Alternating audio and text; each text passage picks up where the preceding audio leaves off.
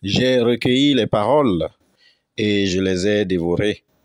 Tes paroles ont fait la joie et l'allégresse de mon cœur, car ton nom est invoqué sur moi, Éternel, Dieu des armées. Livre du prophète Jérémie au chapitre 15, le verset 16. Comment se nourrir de la parole de Dieu? Chargé d'annoncer l'Évangile, le prophète Jérémie a conscience d'être l'objet de l'opposition et du mépris des hommes contre la parole de Dieu. Il dira plus loin: la parole de Dieu m'a été opprobre et moquerie tout le jour. En même temps, cette parole, à l'image du bébé à sa naissance, qui a besoin du lait pour son alimentation et sa croissance, cette parole est pour toi et pour moi, bien-aimés dans la foi, une nourriture spirituelle qui nourrit notre engagement dans la foi, mais aussi permet à la foi de croître.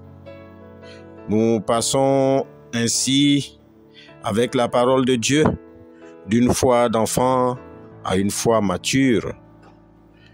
Ma sœur, mon frère en Christ, lorsque tu mets dans ton alimentation la parole de Dieu, il y a une libération divine du nom de Jésus sur toi. C'est le nom de l'Éternel des armées qui est invoqué sur toi. Mettre la parole de Dieu au centre de sa vie, c'est une protection sûre contre le mal et le péché. Vous connaîtrez la vérité et la vérité vous affranchira.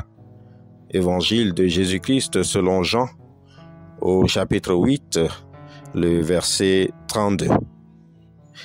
La parole de Dieu libère du péché. La parole de Dieu libère du mal et te rapproche de Dieu. Ma sœur, mon frère en Christ, combien de temps réserves-tu pour te nourrir à la source de cette parole? Tu dois comprendre qu'à l'image du bébé qui a besoin du lait pour sa croissance, l'absence de la parole de Dieu dans ta vie peut causer la destruction de ton âme et surtout t'éloigner complètement de ton Dieu. Prions que Dieu lui-même fortifie notre intelligence et notre volonté à le rechercher à travers ces vérités bibliques. Notre Dieu, notre Roi, nous te rendons grâce pour ces révélations. Nous te prions de nous accorder l'intelligence et la sagesse de pouvoir nous abreuver chaque jour de notre vie à ta parole, source de vérité. Merci Seigneur Jésus pour ce don merveilleux. Shalom.